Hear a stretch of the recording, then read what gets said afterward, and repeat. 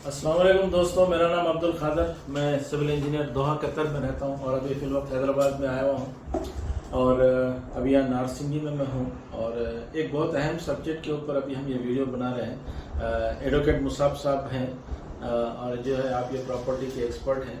तो एक बहुत इम्पोर्टेंट चीज़ जो आज जो है हर एक को ज़रूरत है जिस चीज़ की कि कई सारे शहर हैदराबाद में ऐसे लोग हैं बेचारे हमारे जानने वाले भी, आप लोगों के भी जानने वाले, जो कई ज़मीनें खरीदे और कई लोग उसमें ऐसे हैं जिनके साथ फ्रॉड हो गया। या तो ज़मीन सही नहीं निकली या फिर अब रजिस्ट्रेशन नहीं ले सक रहे। तो हम एडवोकेट मुसाब साहब मशवरा की बैठक की ऐसा बातचीत करके आपस में एक सिस्टम बना देंगे, किसी को इन्फॉर्मेशन मिल जाए कि भाई असल ज़मीन खरीदना तो क्या क्या डॉक्यूमेंट चेक करना है, कैसा खरीदना बोल के। तो एडवोकेट मुसाब साहब हैं। तो मुसाब भाई, जैसा अभी मैं स्टार्ट में बात किया कि जो लोग बहुत सारे मेरे अपने रिश्तेदारों में कई लोग हैं बेचारे खरीदे, बाद में जो है उनको प्रॉब्लम रजिस्ट्रेशन नहीं सीख रहे या तो फ्रॉड हो गया। तो अब आप जरा पॉइंट वाइज बताइए कि कैसा क्या जमीन खरीदने से पहले हम क्या करना। तो एडवोकेट मुसाब हाशमी साहब हैं, ये इनका अपना कंसल्टेंट है यहीं पे और नारसिंगी में रहते हैं। मैं एडवोकेट साहब का नंबर भी जो है इसमें डाल रहा हूँ अभी, आप लोग किसी वक्त भी एडवोकेट मुसाब साहब को कांटेक्ट करना चाहे कर सकते हैं। आप जरा बताइए आप पॉइंट वाइज सबको।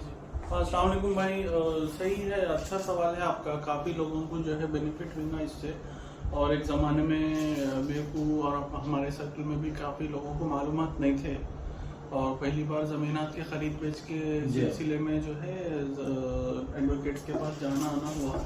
फिर बाद में मेरे को भी ये फील्ड में इंटरेस्ट आया तो ये फील्ड में आ गया था मैं। जी। तो सबसे पहले तो आप जो है पूरा डॉक्यूमेंट का सेट मंगा लेना बेचने वालों के पास से। हाँ। जो कि यूजुअली कुछ नॉमिनल टोकन लेने के बाद देते हो लोग। अगर एग्रीमेंट करके दे रहे तो भी चलता, अगर बगैर एग्रीमेंट के भी एक जीरोक्स आपको सेट दिए तो उसको आप ले लेना। ले लेके उसमें आप जो है ईसी यानी कि इनकम्बरेंस सर्टिफिकेट और लास्ट सेल डीड का सीसी यानी। अच्छा, मैं एक एक पॉइंट पे जरा आपको रोकते हुए रहूंगा मुसाब भाई। ईसी में क्या जरूरी है बहुत पुराने पीरियड तक जाना? कि कई बार ईसी 3-4 साल के मिलते, 2-3 साल के मिलते हैं। तो अगर ज्यादा पुरानी ईसी नहीं मिल रही तो कुछ ड्रॉबैक है क्या जमीन में? कुछ नहीं है, कोई माइनस पॉइंट ऐसा नहीं है। अगर पुरानी और कोई माइनस पॉइंट नहीं है, अगर पुरानी ईसी गवर्नमेंट ऑफिस में खुद अवेलेबल नहीं है तो कोई बात नहीं। अब अलबत्ता ईसी 30-40 साल की है लेकिन आप 3 साल की निकाल रहे तो जब ड्रॉबैक है।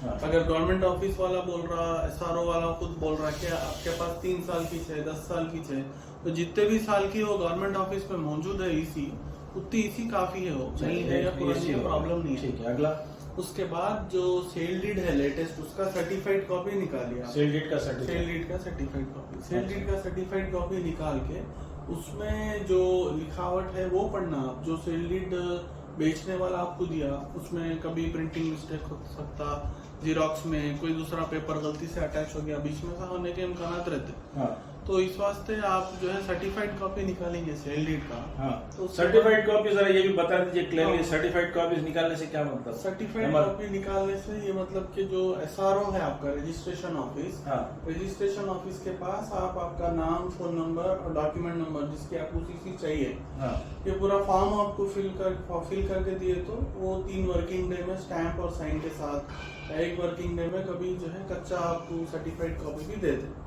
स्टैंप और साइन वाला लीजिए और बेहतर रहता। तो मैं एक मिनट यहाँ जरा रोकूंगा। मुसाब साहब का कहना ये है कि कई बार लोग हमको फोटो कॉपी, जीरोक्स कॉपी दे देते सेल डीड की, तो सेल डीड पे, जीरोक्स कॉपी पे भरोसा नहीं करना चाहिए क्योंकि सेल डीड को तो कुछ भी ऐसा अटैच करके भी ऐसा दे दिया जा सकता।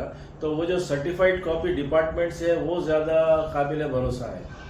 बिल्कुल सही बोले आप। जो सर्टिफाइड कॉपी है वो ज्यादा काबिल भरोसा रहता। तो सबसे पहले आप इनकम्बरेंस सर्टिफिकेट के बाद सर्टिफाइड कॉपी निकालना सेल डीड का, 2 हो गया। और तीसरा मार्केट वैल्यू निकालना। अच्छा, मार्केट वैल्यू सर्टिफिकेट निकालने से आपको ये बेनिफिट है कि थोड़े प्रोहिबिटेड प्रॉपर्टीज रहते तो उसमें प्रोहिबिटेड बोल के लिखा हुआ रहता।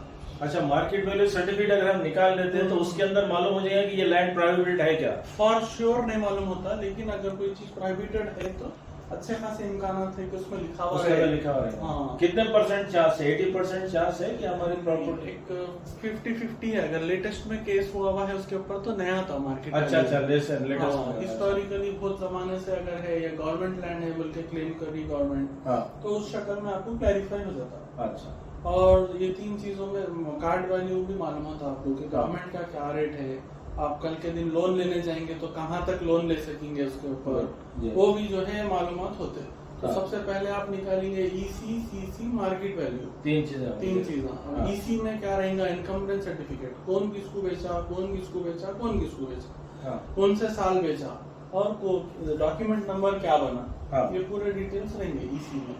सीसी में आप सेल डीड के अंदर के क्या कंटेंट्स है, बाउंड्रीज क्या है, मैच कर लेंगे पूरा। उसके बाद जो मार्केट वैल्यू रहेंगे उसमें 3 चीजें होंगे। उसके बाद फिर आप 3 ऑफिसों को या तो विजिट करना या तो रजिस्टर्ड पोस्ट करना। 3 ऑफिसों को आप जो है एमआरओ के पास जाना, एसआरओ के पास जाना और लोकल पुलिस स्टेशन को जाना। एमआरओ मंडल रेवेन्यू ऑफिस और एसआरओ सब रजिस्ट्रार ऑफिस। वो एरिया का सब रजिस्ट्रार, हर एरिया के सब रजिस्ट्रार अलग अलग है। हैदराबाद के अलग अलग एसआरओ हैं, तो मालूम करके वो पर्टिकुलर एसआरओ के पास ही जाना पड़ेगा। एग्जैक्टली। तो आप वो पर्टिकुलर एरिया के एमआरओ का एड्रेस निकाल के वहाँ पे जाके ये डॉक्यूमेंट्स जेरॉक्स बता के, या तो अगर एमआरओ मिल रहा तो बहुत खुशी की बात है, नहीं तो उनका कोई ऑफिस स्टाफ भी आपको मिल गया तो भी कोई गम नहीं।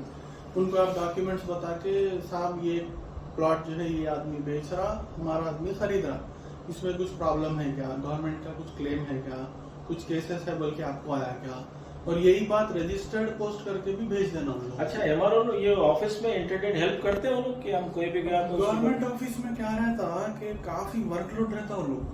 तो वर्कलोड होने की वजह से आप आगे तो हाँ ये बिल्कुल आइए, पानी पीजिए, बैठिए, क्या बात है, मैं हेल्प यू, ऐसा जैसा मल्टीनेशनल कंपनी में चले गया तो जैसा वेलकमिंग बिहेवियर रहता है शायद उतना ज्यादा शायद ना रहे, क्योंकि उनका वर्कलोड इतना ज्यादा है, उनकी जिम्मेदारी इतनी ज्यादा है, कम स्टाफ में वो लोग पूरा मैनेज करने का रहता है। तो they are trying to do their best जो भी है। अच्छा, आप और एक चीज मेंशन करें एडवोकेट साहब के, उनको लेटर लिखना हो। अब मान लो लेटर लिखने में लेट हो गया, उससे तो अब क्या हम रजिस्टर लेने को वेट करना क्या, उनके लेटर रिप्लाई को? नहीं, लेटर को रिप्लाई के लिए वेट करने की जरूरत नहीं है। आप मैक्सिमम 1 हफ्ता रुके तो हफ्ते भर में अगर रिप्लाई नहीं आया तो आप ये अज्यूम कर सकते हैं कि कोई प्रॉब्लम नहीं है। अच्छा, क्योंकि आप जाके पूछ रहे हैं तो वो चीज से ज्यादा रजिस्टर्ड पोस्ट कोई चीज का आया तो उसकी बहुत अहमियत रहती है। अच्छा, यहाँ पे खास चीज है, एडवोकेट साहब का बोलना है कि वो लेटर जो है रजिस्टर्ड पोस्ट करके अपन एविडेंस रख लेना है कि हम ये फला इतने कौन से ऑफिस, फिर से एक बार रिपीट कर दीजिए। 3 जगह भेजना आप, एमआरओ, एसआरओ और पुलिस स्टेशन उस एरिया का जहाँ पे प्लॉट है, एरिया का जहाँ पे प्लॉट है। अच्छा, और कंटेंट एक ही रहेगा लेटर का, खाली हेडिंग्स हो तो एमआरओ कंटेंट एक ही रहेगा कि साहब ये आदमी बेच रहा, ये आदमी खरीद रहा, ये प्रॉपर्टी का डॉक्यूमेंट नंबर है, ये बाउंड्रीज है, इसके ऊपर कुछ केसेस है क्या, किसी डिपार्टमेंट को ऑब्जेक्शन है क्या, गवर्नमेंट को कुछ क्लेम है क्या। चलिए, अगर नहीं है तो हम गो अहेड। अब आगे बढ़ेंगे कितने, ठीक है, अब नेक्स्ट। उसके बाद जो है देखिए आप नेशनल न्यूज़पेपर्स में आप डालना कि लीगल जो है नोटिस बोलते, लीगल नोटिस, उसमें ये लिखा हुआ रहना कि हमारा ये क्लाइंट बेचा, ये जो लीगल नोटिस रहेंगी, ये आपका एडवोकेट जो भी आपके लोकल एरिया में आपको खरीद में जो पड़ रहा है, आपसे कांटेक्ट कर सकते हैं। एडवोकेट मुसब साहब का नंबर मैं यहाँ लिख रहा हूँ, जिनको भी लीगल नोटिस या ये सारे लीगल ओपिनियन की जरूरत है वो एडवोकेट साहब से खुद ही डायरेक्टली कांटेक्ट कर सकते हैं। और एक बार इसमें 2 न्यूज़पेपर हो ना, 2 न्यूज़पेपर, 2 नेशनल वो भी। अच्छा, कोई छोटे लेवल के पेपर भी नहीं चलेंगे? वो तो अपने तसल्ली के लिए काम करते हो, लेकिन कल के दिन अगर लिटिगेशन हुआ तो लिटिगेशन हुआ तो कोर्ट में आप जब ये डॉक्यूमेंट्स दाखिल करेंगे कि मैं 3 डिपार्टमेंट्स को पोस्ट करा और फिर मैंने 2 नेशनल न्यूज़पेपर्स में डाला लीगल नोटिस, कि किसी को ऑब्जेक्शन है तो 1 हफ्ते में आइए, नहीं तो फिर हम खरीद लेंगे, तो आपको डे 1 से कोर्ट जो है बोनाफाइड परचेजर समझ, बोनाफाइड परचेजर तो और ज्यादा स्ट्रांग हो गया। हाँ, ठीक है। अब अगला ये आप करने के बाद फिर जो है सर्वे कराना। सर्वे प्रेफरेबली जो गवर्नमेंट के सर्वेयर्स है उनके जरिए करवाना। और ये मतलब एक ऐसी चीज है साहब, ये नॉर्मली मैं कभी देखा नहीं कि कोई सर्वे परचेजर सर्वे करा अपने तरफ से। हो सकता है कुछ लोग कराते होंगे, रेयर चीज है।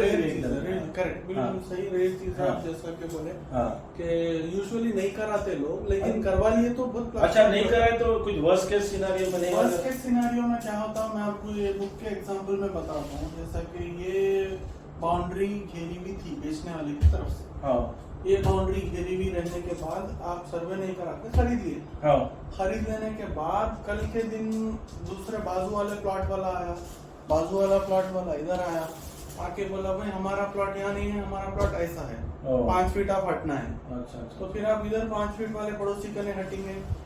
तो अगर आप खाली बाउंड्री बनाए तो हुए सर्वे कराए तो हमारे चारों पॉइंट्स जो है क्लियर कट हो जाता है। ठीक बिल्डिंग आप बनाए हुए रहे तो और ठीक है, सर्वे हो गया। सर्वे और अगला कर लेना। और उसके थोड़ा और बाद खरीद होता है आवाज तो उसके बाद फिर जो है जो प्रॉपर्टी है उसके ऊपर एक बोर्ड लगाना, बोर्ड लगा के ये फला साहब का है बोल के नाम लिखना, नाम लिख के उसकी फोटोग्राफ भी खींच के रखना, ताकि आप जब रजिस्ट्रेशन के लिए जा रहे हैं तो वो फोटो को भी जो है एक डॉक्यूमेंट शीट के जैसा, एक पेपर के जैसा अटैच कर सकते हैं। अच्छा, तो नेम प्लेट और लैंड के ऊपर हाँ। अगर कुछ भी बाउंड्री वाला है तो बाउंड्री वाले के ऊपर लिख दे सकते हैं, नहीं तो अगर ओपन लैंड है तो कुछ बोर्ड वगैरह तो वो जो एक्चुअल जो प्रेजेंट ओनर है उनका नाम होना उनका नाम होना।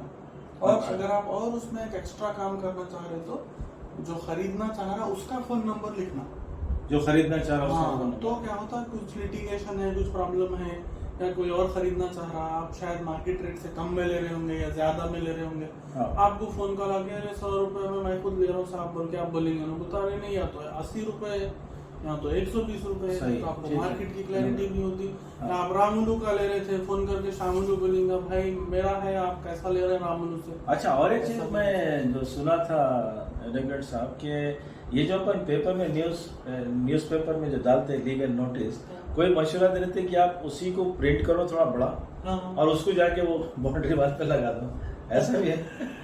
कर सकते हैं, लेकिन वो दो सेपरेट काम है, मैटर तो वही रहेगा। हाँ। इसमें भी वही है और बोर्ड पे भी आप भाई इनका है, इन्हों बेच रहे हैं बोल के बोल रहे हैं। हाँ। थोड़ा एक्स्ट्रा थोड़ा ओवर हो जाता समझिए। अब तो जैसा- बेहतर है खाली लैंड ओनर का नाम उस पे होना चाहिए। खाली नाम रखे तो ठीक काफी है। चलिए अब आगे बढ़ते तो हैं। फिर उसके बाद जो है कुछ एक टोकन अमाउंट जो है बेचने वाले को दीजिए। हाँ। देने के बाद उनसे इजाजत लीजिए कि वो प्रॉपर्टी पे हम कुछ एक्टिविटी करना चाह रहे हैं। कंस्ट्रक्शन जैसे कोई एक जेसीबी लाके खोदना शुरू कर दिया। Very good. जैसे जेसीबी लगाया आप तो क्या होता मोहल्ले में मालूम सब देखते हैं क्या हो, जितने भी क्लेम है सब लगाया। हाँ, क्लेम वाले आ जाते, तो आपको टोकन देने के बाद ही कुछ लिटिगेशन है तो मालूमात हो जाते। अच्छा, मैं तो प्रीफर करूंगा टोकन दिए से पहले उसको, नहीं तो टोकन भी उन्हें लैंड ओनर लेके बैठ जाएगा। नहीं, वो थोड़ा एक्स्ट्रा हो जाता है क्योंकि एक अपनी तरफ से भी कमिटमेंट रहना।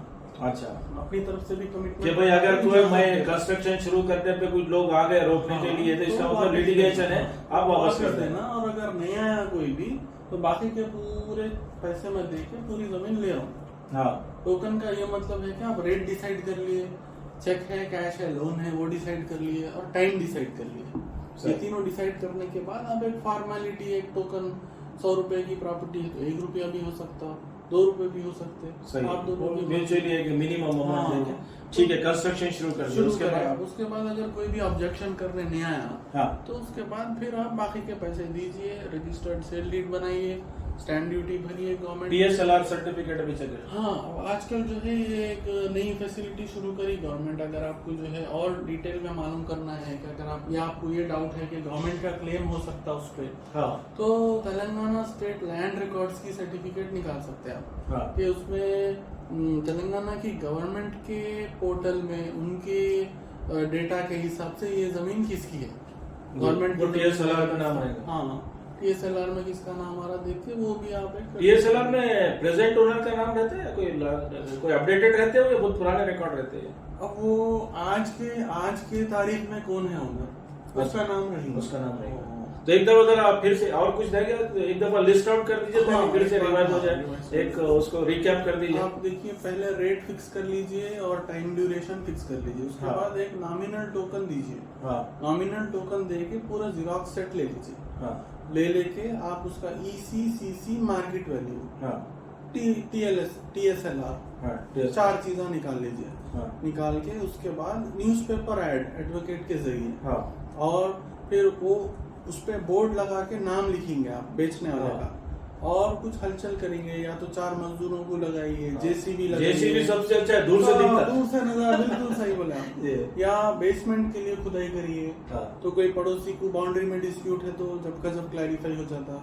हाँ तो ये सब चीजें करने के बाद फिर आपको सॉइल कैसा है वो भी आइडिया होता। हाँ तो इस पे अपन 2 फ्लोर बना सकते हैं, 5 फ्लोर बना सकते हैं। वो भी आपको मालूमात होते हैं। ये सब करके जो है लीजिए। बहुत बहुत शुक्रिया। और देखिए ये बहुत अहम मसला था, इसलिए हमारा ये इनिशिएटिव था कि ये थोड़ा इन्फॉर्मेशन पूरी आ जाए। और वैसे मैं एडवोकेट मुसाब साहब का नंबर यहाँ दे रहा हूँ, आप इनको एडवोकेट साहब पहले ये खुद भी सऊदीया में रह चुके, तो जितने हमारे NRI दोस्त हैं ये कतर, सऊदी, ओमान वगैरह में, ये डायरेक्ट आपको व्हाट्सअप कर सकते हैं, आपसे मालूमात ले सकते हैं। और इसके साथ साथ में इससे पहले भी वाले वीडियो में मी सेवा खदीर भाई मी सेवा वाले, उनका भी एक वीडियो बनाया हूँ, आप उनसे भी अपनी सर्विस ले सकते हैं। मैं बल्कि मैं इस वीडियो में भी उनका नाम डाल रहा हूँ, खदीर भाई जो मी सेवा वाले हैं। तो ये जो सर्टिफिकेट हैं ये उनके जरिए से आपको मिल सकते हैं, तो वहाँ से भी सर्टिफिकेट लीजिए और एडवोकेट मुसाब साहब से भी आप कांटेक्ट करके जो है ले सकते हैं। तो दोस्तों हम इसी तरह जो है अलग अलग टॉपिक पे मैं और मुसाब भाई इससे पहले भी एक वीडियो बनाए हैं 111 जियो के ऊपर। तो आज हम सोचे थे कि हम जो है लैंड कैसा परचेस करना, क्योंकि कई केसेस हो गए जो फ्रॉड हुआ लोगों को, तो हम ऐसे ही अलग अलग टॉपिक्स पे इंशाल्लाह वीडियो बना के अपने यूट्यूब में जो इसको अपलोड करते रहेंगे। जज़ाकल्लाह, थैंक यू वेरी मच।